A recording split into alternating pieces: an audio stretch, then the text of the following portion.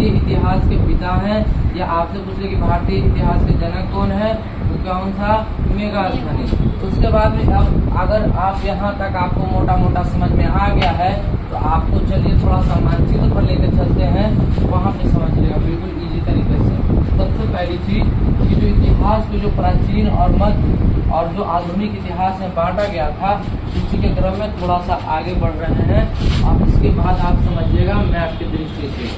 तो अगर आपसे पूछें, एक आपको ध्यान देना है कि यहाँ पे एक हमारा प्यारा देश भारत है और इसी में हमारा क्या है, एशिया है। तो एशिया को आप ध्यान दे लेंगे कि एशिया कहाँ है और भारत किस महादेश में आता है। इसके बाद यहाँ पे देखिएगा एक छोटा सा हमारा क्या है, यूरोप है। क्या है जी, यूरोप है। यूरोप को भी आप ध्यान कर लेंगे, ये हमारा यूरोप हो गया और इसमें हमारा एशिया हो गया। अब एशिया में ही हमारा क्या है, प्यारा भारत है। अब यहाँ पे देखिएगा जो भारत है, अभी देखिए इतिहास के संदर्भ में हम लोग बात करेंगे कि यहीं पे यूरोप में दो देश था। केगो देश, दो देश कौन कौन था, एक हुआ था पुर्तगाल, कोची पुर्तगाल, और दूसरा कोची था, स्पेन था। कोची था बुआ, स्पेन। एक दूगो का नाम याद रखना तुम कि जो पुर्तगाल और स्पेन था कौन महादेश में, यूरोप महादेश में। कौन महादेश में, यूरोप महादेश में। हमारा जो भारत है कौन महादेश में, एशिया महादेश में। तो बुआ ध्यान से समझिए कि सबसे पहले इतिहास से पहले हम लोग एक शब्द का यूज करेंगे, भौगोलिक खोज का। खोज के बुआ, भौगोलिक खोज के, भौगोलिक खोज यानी ज्योग्राफिकल इन्वेंशन।